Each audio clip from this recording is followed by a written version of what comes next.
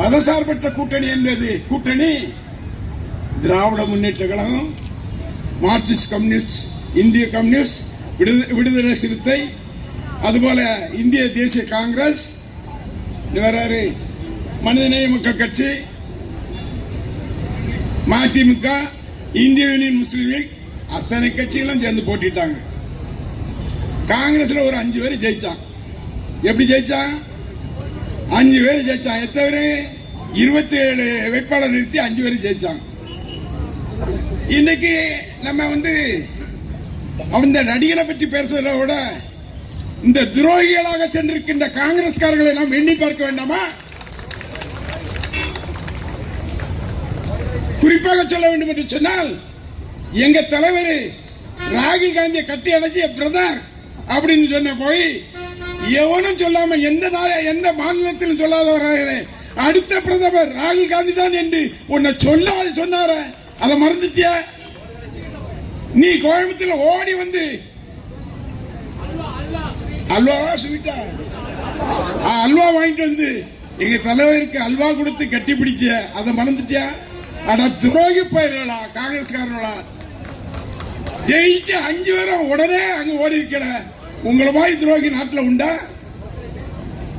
இன்னைக்கு ராகுல் காந்தி அவர்கள் நான் அடுத்த பிரதமராக வருவேன் என்று சொன்னால் எப்படி வருவார்? எப்படி வருவார்? இவங்க எல்லாம் என்ன நினைக்கிறாங்கன்னு தெரியும்?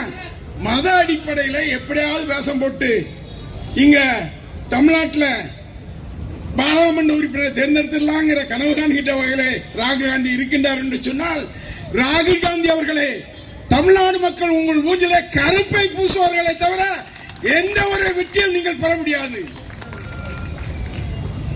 உங்க அம்மா இந்திரா காந்தி அம்மா தான் அவங்க அம்மா பாட்டியா?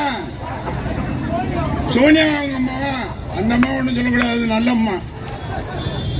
அது அந்த அம்மா நல்ல அம்மா. உங்க அம்மா உங்க பாட்டி இந்திரா காந்தி அம்மா அவர்களே சந்தித்த திராவிட முன்னேற்ற கழகம் எவ்வளவு பெரிய துரோகம் செய்தீங்க.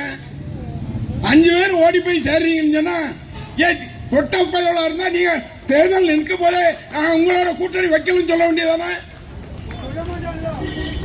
அதை விட்டுட்டு இங்க சேர்ந்து எங்களோட சேர்ந்து எங்க இயக்கத்துடைய சகோதரர்கள் அத்தனை பேரும் கடுமாடுபட்டு உன்னை 5 பேரா ஜெயிக்க வச்சா ஓடி போய் சேர்றியா?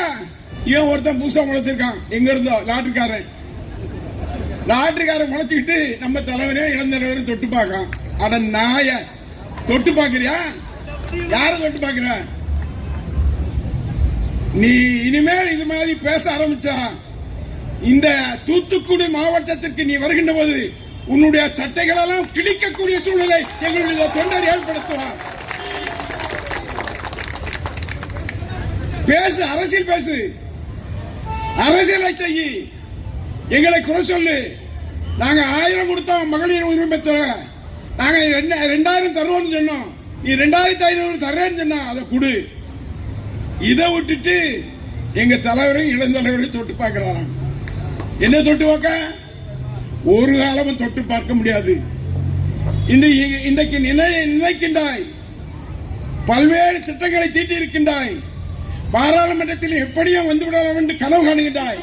பாராளுமன்றம் அல்ல, நகராட்சி தேர்தலில் கூட நீ வர முடியாது.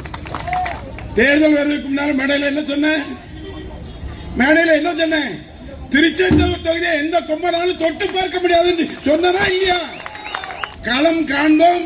வர இருக்கின்ற காலத்திலே காங்கிரஸ் என்ற இயக்கம் தமிழகத்தில் இல்லை என்ற உருவாக்கின்ற வகையிலே நாம் எல்லாம் உழைப்போம், வெற்றி பெறுவோம். நன்றி, வணக்கம்.